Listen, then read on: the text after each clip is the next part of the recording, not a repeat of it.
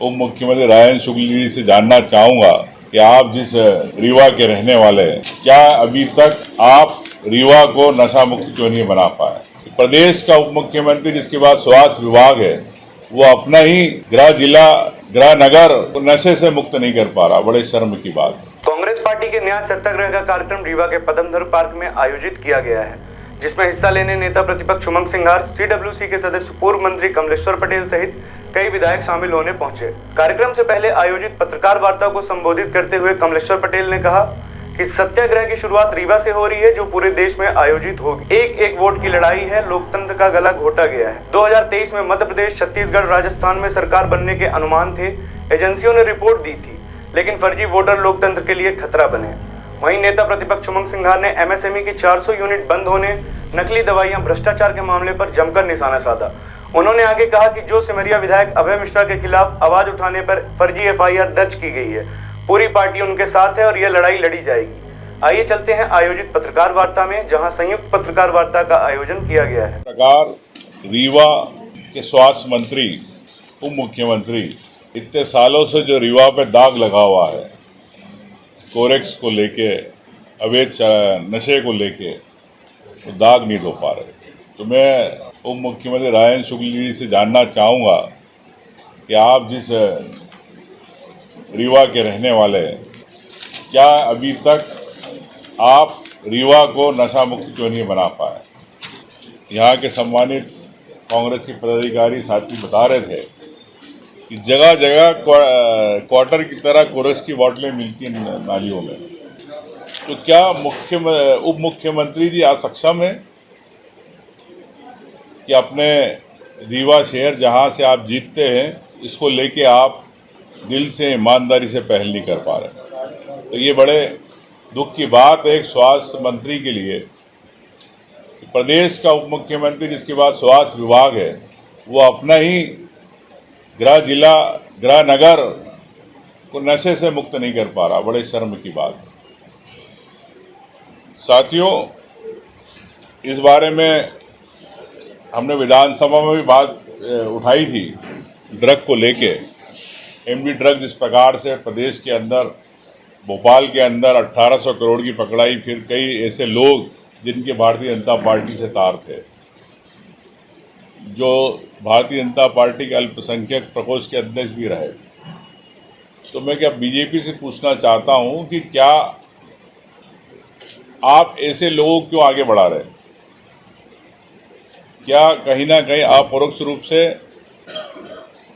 BJP के किन नेताओं का हाथ है और प्रदेश के युवाओं को आप क्यों नशे की ओर धकेल रहे हो?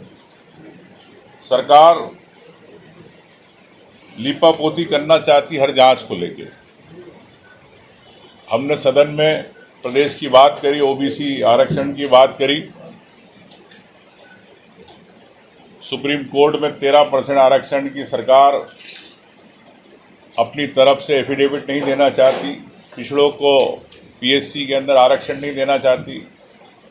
तो सरकार वोट तो लेना चाहती है ओबीसी के, लेकिन उनको उस वर्ग के साथ न्याय नहीं करना चाहती, गिरगिट की तरह रंग बदलती रहती है। ऐसे ही किसानों की बात आपके क्षेत्र में भी है, पूरे प्रदेश के अंदर किसानों को लेके सरकार के मंत्री विधानसभा के अंदर जवाब देते रहे कि हर किसान को खाद मिल रही है, किसी को कोई लाइन में लगने की आवश्यकता नहीं है। लेकिन जैसा आप मीडिया से जानकारी मिलती है, कई किसान संगठन पार्टी के लोग भी कहते हैं कि किसान लाइन में खड़ा है, पुलिस की झड़प हो रही है, खाद की लूटमार हो रही है, कालाबाजारी हो रही है, नकली खाद बिक रही है, लेकिन सरकार के मंत्री और मुख्यमंत्री के कानों में जूं तक नहीं रेंगती। इसीलिए हमने सरकार को एक भैंस की तरह बताया कि भैंस के सामने बिन बजाओगे तो कुछ नहीं होगा।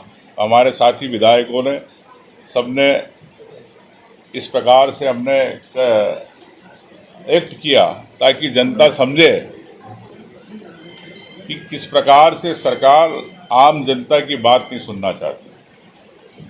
साथियों, मैं आपसे कहना चाहता हूं, कई मामले हैं, चाहे वन भूमि के पट्टों के मामले हैं, उस पर सरकार को जब जगाते हैं, हमारे साथ हम लोग नेपा नगर गए थे, कमलेश्वर जी भी हमारे साथ गए थे, वहाँ से हमने आदिवासियों की बात और अन्य समाज के लोग जिनका सदियों से जंगल की ज़मीनों पे काबिज है, 2006 के पहले सुप्रीम कोर्ट ने कहा कि 2006 के पहले वालों को देना है पट्टे, लेकिन क्यों नहीं दे पाए। और अवैध कब्जे होते हैं तो इसके अंदर सरकार के कौन लोग हैं, फॉरेस्ट कैसे कौन लोग हैं जो कब्जे करवा रहे हैं।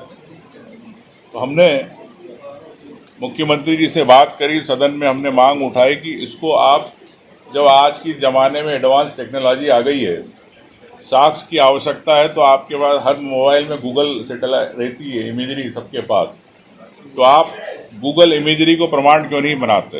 हालांकि सुप्रीम कोर्ट ने भी इसमें कहा था, तो फिर सरकार ने अभी जब हम कांग्रेस के विधायकों ने इस बात को रखा पक्ष को, प्रदेश के पूरे 1.5 लाख से ज़्यादा पट्टे पड़े हैं पेंडिंग, सरकार ने उसको माना कि अब हम सैटेलाइट से सर्वे कराएंगे। लेकिन कहना अलग बात है, करना अलग बात है। अब करा पाती कि नहीं करा पाती, आने वाले 1-2 महीने में पता चले। मैं समझता हूँ कि किसी की भी ज़मीन का अक्षांश देशांश देखना कोई बड़ी बात नहीं, 2 मिनट में डालोगे आपको मोबाइल पे दिख जाते कि सरकार के पास सब डेटा है 20 साल 30 साल पुराना, कि यहाँ पर काबिज है कि नहीं या जंगल है कि नहीं। तो मैं समझता हूँ कि अब करना नहीं करना अलग बात है। निश्चित तौर से कानून व्यवस्था को लेकर हमने बात उठाई। आपके रीवा इस क्षेत्र में भी कई घटनाएं घट रही है, बलात्कार हो रहे हैं। प्रदेश के अंदर भी मैं समझता हूं कि रोज 7 दलित आदिवासी महिलाओं के साथ बलात्कार हो रहे हैं और पूरे प्रदेश के अंदर 23,000 से ज़्यादा महिलाएं लापता है। सरकार ने विधानसभा के इसमें जवाब में कहा, तो इससे स्पष्ट है कि किस प्रकार से कानून व्यवस्था को लेके, चाहे हत्याओं को लेके, चाहे ड्रग को लेके, चाहे बलात्कार की घटनाओं को लेके, चाहे दलित आदिवासियों पर अत्याचार को लेके, कानून व्यवस्था पूरे प्रदेश में किस प्रकार से फैल रही है। तो मैं समझता हूँ कि मुख्यमंत्री जी को कई बार चेताया कि आप इस विभाग के प्रमुख हैं, मुख्यमंत्री भी है साथ में, तो आप के पास समय होना चाहिए इस विभाग के लिए किस प्रकार से। अब माननीय मुख्यमंत्री जी, मुझे लगता है कि गृह विभाग को समय कम देते। मैंने उनको सलाह दी कि आपसे नहीं संभलता तो आप और किसी को दे दो। अभी मुझे मालूम पड़ा यहाँ के एसपी जो है किस प्रकार से भ्रष्टाचार में डूबे हुए हैं, ये मैं कह सकता हूँ। जो चर्चाएं सामने आई है और थानेदार परेशान हैं और एक उप मुख्यमंत्री के आप रबर स्टाम्प बन के काम कर रहे हो। तो मैं समझता हूँ कि यहाँ के एसपी जो है, अगर इस प्रकार से आप काम करेंगे पार्टी बन के, तो कांग्रेस पार्टी भी ध्यान रखेगी कि आपकी हरकतें क्या थी। देश में चर्चा में है और जिसकी आज यहाँ से कल दिल्ली में राहुल गांधी जी, खड़गे जी और इंडिया अलायंस के सभी नेताओं ने शुरुआत की, वोट सत्याग्रह की, और आज उसकी शुरुआत रीवा में भी होने जा रही है। किस तरह से एक वोट की कीमत थी हमारे लोकतंत्र में, आज अगर हम कहें कि हमारी जो नींव थी वो एक वोट पे लोकतंत्र की मजबूती की थी। पर भारतीय जनता पार्टी की सरकार ने किस तरह से 2014 के बाद हमारे लोकतंत्र का गला घोटने का काम किया है। एग्जिट पोल फेल, जितनी भी एजेंसियां, जितने भी सर्वे रिपोर्ट, यहाँ तक कि इंटेलिजेंस की रिपोर्ट भी फेल हो जाती है। इस बार के इंटेलिजेंस रिपोर्ट में ये था कि 131 सीटें कांग्रेस की आ रही मध्य प्रदेश में। आपके छत्तीसगढ़ में, राजस्थान में सभी जगह सरकारें बन रही थी। आपका लोकसभा में भी जिस तरह से वोटों की करोड़ों संख्या बढ़ी, ये उसका जीता जागता उदाहरण है। और भारतीय जनता पार्टी एकदम से पता नहीं कहाँ से कौन से आंकड़े लेके आती है और पूरी तरह से सत्ता में काबिज हो जाती है। और उनका मैनेजमेंट का जिस तरह से राहुल गांधी जी ने फर्जी वोटर्स का भंडाफोड़ किया है, वो सबसे बड़ा उदाहरण है। और हम समझते हैं कि ये लोकतंत्र के लिए बहुत बड़ा खतरा है। आज पूरे देश के प्रत्येक व्यक्ति को इस लड़ाई से लड़ने में सहभागिता निभानी होगी।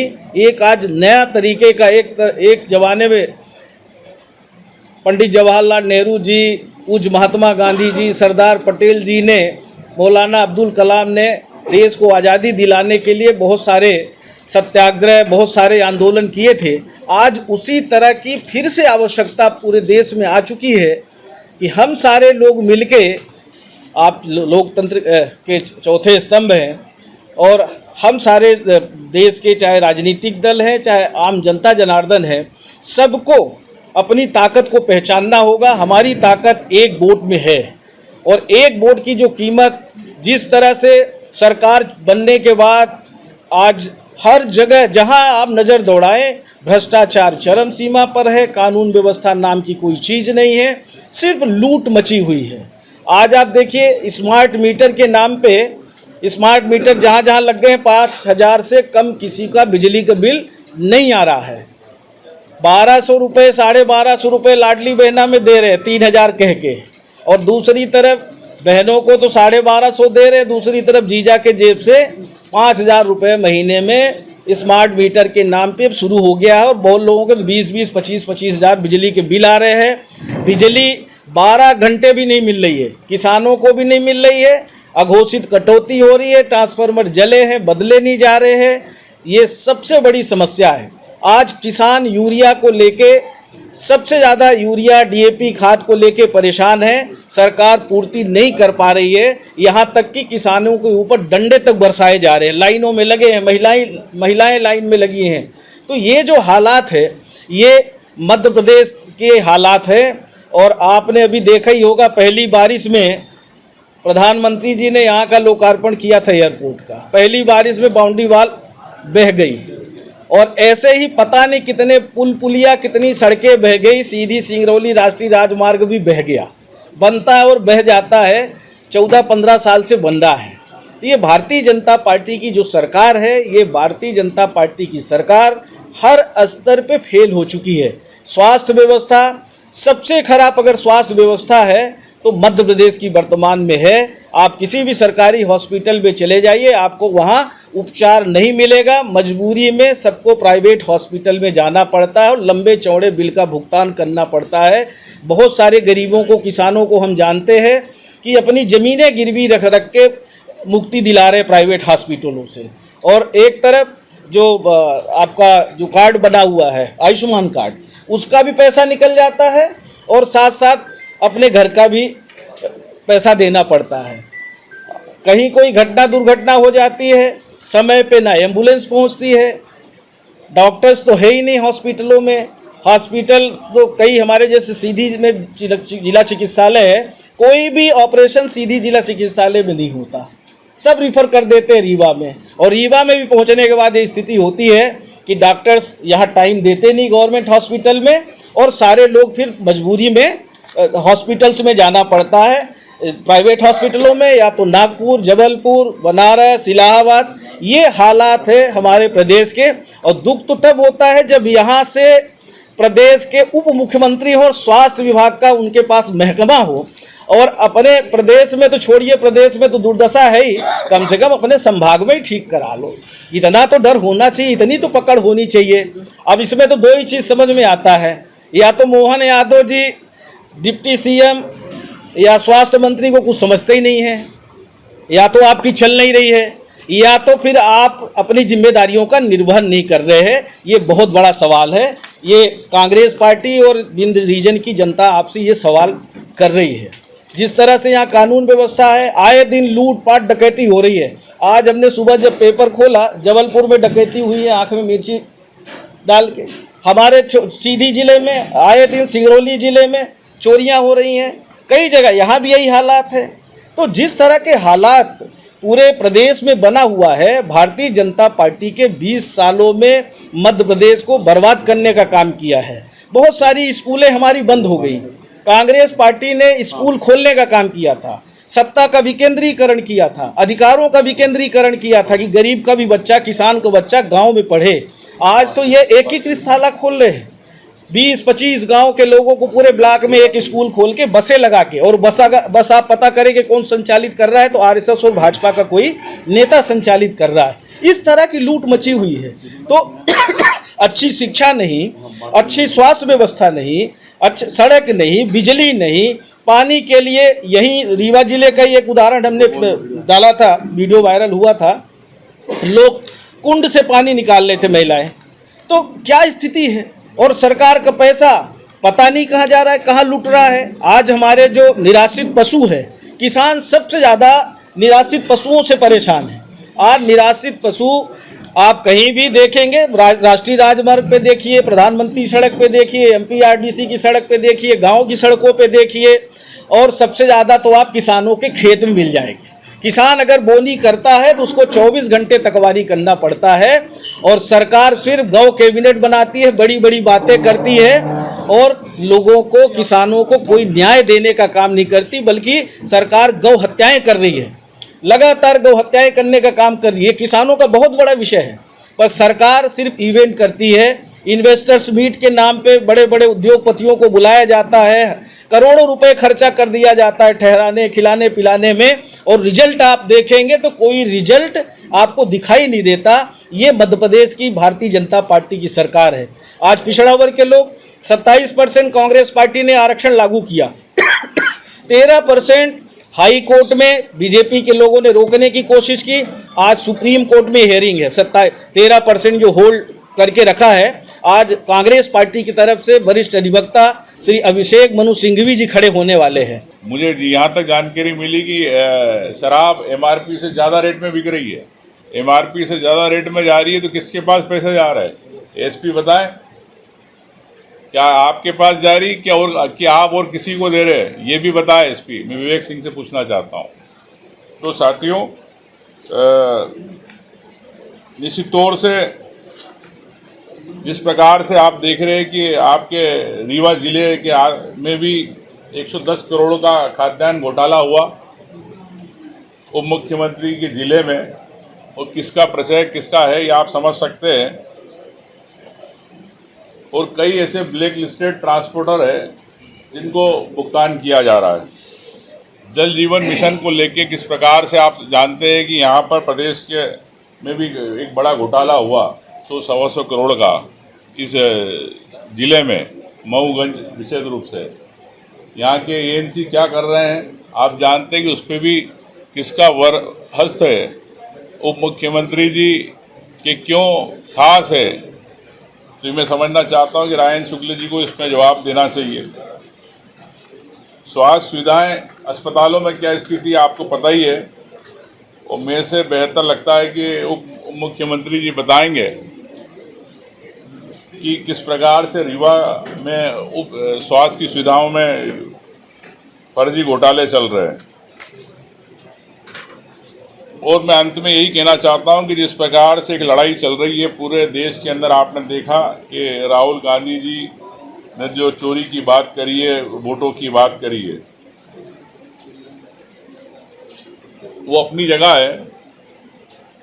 एक ही घर में 100 लोग निकल रहे हैं, एक ही वोटर लिस्ट पे एक ही व्यक्ति के नाम निकल रहे हैं। ऐसे ही प्रदेश के अंदर आपसे मैं जवाबदारी से कह सकता हूं कि कई ऐसी विधानसभा सीटें हैं जिसपे सरकार ने वोट बढ़ाए, फर्जी वोट बढ़ाए और सीटें जीती।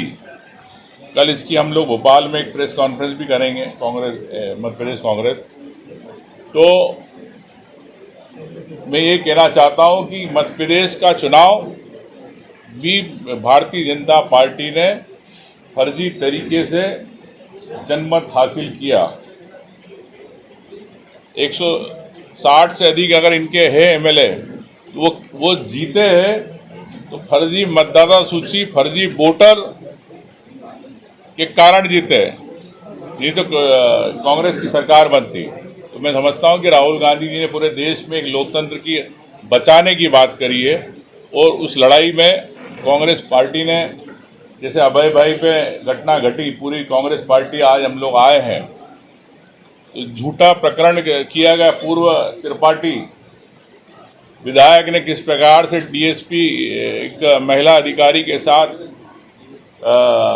व्यवहार किया, दुर्व्यवहार किया कह सकता हूँ, तो किस प्रकार से दबाव बनाया गया, तो इसकी मैं भर्त्सना करता हूँ। और मैं समझता हूँ कि इस प्रकार की अगर कोई भी बात होगी, पूरी कांग्रेस पार्टी साथ में खड़ी रही, कोई भी कांग्रेस का विधायक हो, चाहे कांग्रेस का कार्यकर्ता हो, चाहे कांग्रेस का पदाधिकारी हो, हम सबके लिए पूरी मजबूती के साथ खड़े। आज इसीलिए हम रीवा में आए हैं। और मैं समझता हूँ कि अगर इस प्रकार के अधिकारी अगर इस प्रकार से किसी बीजेपी के दबाव में ऐसी हरकतें करेंगे, तो अगली बार तैयार रहें। तो अधिकारियों को लिस्टेड किया जाएगा और आप पे भी कार्रवाई होगी। आपके खिलाफ भी मानव अधिकार में जा सकते, ये ना सोचे कि नहीं जा सकते, आपके खिलाफ भी सुप्रीम कोर्ट जा सकते। तो अगर आप अपना करियर बचाना चाहते हो तो निष्पक्ष रहो, जनता के लिए काम करो। ये मैं खुली बात कहना चाहता हूँ। एक नंबर महिलाओं के साथ अपराध में एक नंबर पे मध्य प्रदेश पहुंच गया होगा, तो भ्रष्टाचार में नंबर 1, महिलाओं के साथ अपराध में नंबर 1। और सिंगरौली जिला जो हमारा आदिवासी बहुल जिला है, वहाँ किस तरह से आदिवासी भाइयों को बेदखल किया जा रहा है और बड़े बड़े उद्योगपतियों को संपत्ति लुटाई जा रही है, ये इसकी भी हम निंदा करते हैं। ना उनको मुआवजा दिया जा रहा है, जो जिनको मालिकाना हक दिया हुआ है, जल जंगल और ज़मीन पे आदिवासी भाइयों की हमेशा कब्जा रहा है, उनका अधिकार रहा है। तो भारतीय जनता पार्टी की सरकार हर मोर्चे में विफल रही है। आज अगर हम बात करें तो अभी जो राहुल जी ने बताया, आप सब जानते ही है कि 45 दिन में वोटिंग के बाद सीसीटीवी फुटेज जो है उसको नष्ट कर देंगे। अभी तो सुना है कि जो राहुल जी ने डेटा निकाला था, निर्वाचन आयोग ने उसको भी जो है ना विलुप्त कर दिया कि कोई देख नहीं सकता। तो ये जो हो रहा है, इससे स्पष्ट समझ में आता है कि भारतीय जनता पार्टी की जो केंद्र की सरकार है, राज्यों में जो सरकार काबिज है, ये चोरी की सरकार है।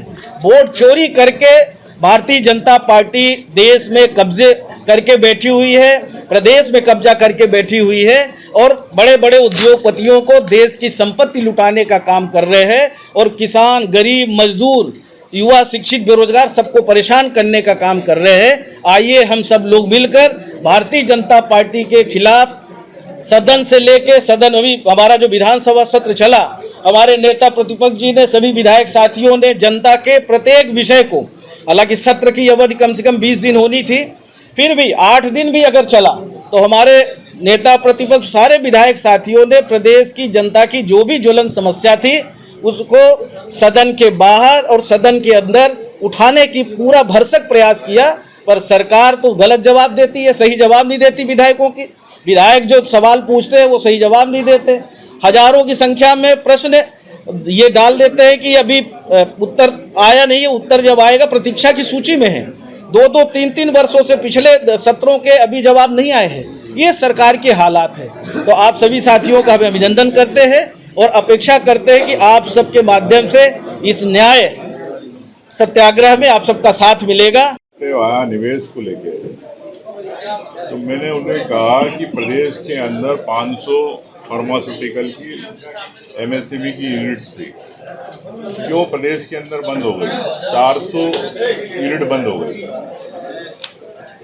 और जिस प्रकार से अमानक दवाइयों की बात है, सरकार ऐसे लोगों को बढ़ावा देना चाहती है जो अमानक दवाई बाजार में बेच रहे हैं। क्योंकि सरकार आपके यहाँ के रीवा के उप मुख्यमंत्री स्वास्थ्य विभाग के क्यों नहीं कार्रवाई करते, चाहे अस्पताल हो चाहे दुकानों पे?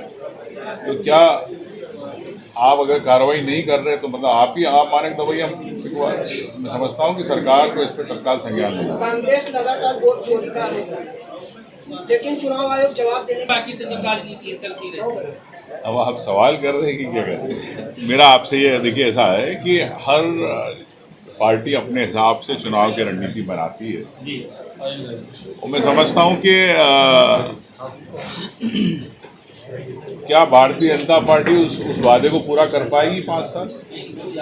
तो मैं समझता हूँ कि यही वादा जब पूरा नहीं होगा तो सरकार बीजेपी के खिलाफ उसको ये पाला पड़ेगा। तो मैं समझता हूँ आने वाले समय भी कांग्रेस, अभी चुनाव के समय 3.5 साल है, लेकिन मैं यही कहना चाहता हूँ कि आप अपने परिवार को, अपने परिवार के व्यक्ति को नौकरी में कैसे मिले, कैसे पिछड़े को आरक्षण मिले, कैसे बेरोजगार के लिए सरकार लोन दे, इन पे होना चाहिए चर्चा है, ना कि आप किसी का वोट खरीद के आप 5 साल सरकार को भूल जाते हो। ना आप किसान को खाद दे पा रहे हो, ना किसान को बिजली दे पा रहे हो, ना युवाओं को नौकरी दे पा रहे हो, ना आप परीक्षाओं के जिस प्रकार से बढ़ती घोटाले हो रहे हैं, जिस प्रकार से आपने कहा कांस्टेबल परीक्षा के अंदर 9 लाख लोगों ने फॉर्म भरे, 6 लाख उसमें पार्टिसिपेट किया, लेकिन किस प्रकार से लोग नाम और किसी का परीक्षा और कोई दे रहा। तो ये जनता को जागरूकता की आवश्यकता है। मैं समझता हूँ कि हर व्यक्ति को ये देश, ये प्रदेश, ये गांव हमारा है, जब भी पूरा इससे हम लड़ाई लड़ सकते हैं। मैं समझता हूँ कि 30 से लेकर 50 सीटों में भारतीय जनता पार्टी ने हेरफेर की है और उन सीटों के बारे में कल खुलासा करूँगा। पार्टी गले मुर्दों पे राजनीति करती है, लेकिन आप जो जिंदा है उन पे बात कर लो। मुर्दों पे अगर वोट लेना चाहते हो, मरे लोगों के वोट आप डाल रहे हो, तो मुर्दों की राजनीति बंद करें, सामने आके लड़े। कांग्रेस कानून की वो भी एक सवाल हो गया कि भारतीय जनता पार्टी लोकतंत्र को कुचलना चाहती है, विपक्ष की आवाज को दबाना चाहती है। आपकी जानकारी के लिए पूरे प्रदेश के अंदर 70 लाख से ज़्यादा केस है, 108, 151, 107 ऐसी छोटी धाराओं के, जिस प्रकार से पुलिस का बीजेपी उपयोग कर रही है। तो मैं समझता हूं कि भारतीय जनता पार्टी लोकतंत्र की जो विपक्ष की आवाज़ है उसको दबाने का प्रयास की, इसीलिए आवाज़ ना दबे, हम सब अभय मिश्रा जी के साथ है और लड़ेंगे, इसीलिए हम लोग यहाँ पे आए। रही बेटा, प्रदेश के अंदर निवेश लाएंगे, कागजों पे निवेश है, इन्वेस्टर मीट हो गई, जनता के पैसे से मुख्यमंत्री जा रहे हैं, जापान जा रहे हैं, दुबई जा रहे हैं, लेकिन क्या प्रदेश में निवेश आया? तीसरा, क्या इन्होंने कहा था कि किसान को हम 8 से 12 घंटे बिजली देंगे और गांव के अंदर 24 घंटे बिजली देंगे और फलिए के अंदर, टोले के अंदर 24 घंटे बिजली रहेगी, तो क्या प्रदेश के अंदर 24 घंटे बिजली हर टोले में आई? अगर आई है, मुझे बताया, उमंग सिंघार अपने पद से इस्तीफा देने तैयार है, खुली बात करता हूँ। तो रही बात खाद की बात, खाद को लेके भी आपने इनके घोषणा पत्र में कहा था, तो आप देख सकते हैं किसान खाद को लेके कैसे परेशान है, लाइनें लग रही है। तो मैं समझता हूँ कि सरकार भर्ती घोटालों की निष्पक्ष रहेगी, लेकिन भर्ती घोटालों के अंदर किस प्रकार से लाखों लोगों का भविष्य से खिलवाड़ किया जा रहा। पिछड़ों की बात करी थी इन्होंने कि हम 27% और पिछड़ों की बात करेंगे, लेकिन यही सरकार करोड़ों रुपए देके सुप्रीम कोर्ट के अंदर पिछड़ों का आरक्षण रोकना चाहती है परीक्षा में। तो मैं समझता हूँ कि सरकार हर मामले में फैल रही है, चाहे कानून व्यवस्था पे, चाहे किसान पे, चाहे युवाओं पे। और रही बात, कर्ज लेके घी पी रही है, कर्ज मुक्त करने की बात करी थी प्रदेश को, हर महीने, हर 2 महीने 5,000, 8,000 रुपये आप कर्ज ले रहे हो। हजारों करोड़ की कीमती जमीनें आपके रीवा शहर की सस्ते भाव में बेची जा रही है। क्यों बेची जा रही है? भूमि अधिग्रहण नियम 2013 ये कहता है कि बाजार मूल्य से आप बेचेंगे या खरीदेंगे, तो क्यों नहीं? क्यों आप गाइडलाइन के नाम से बहाना करके आप अपने लोगों को फायदा पहुंचाना चाह रहे हैं? बताओ, उप मुख्यमंत्री राजेंद्र शुक्ल जी।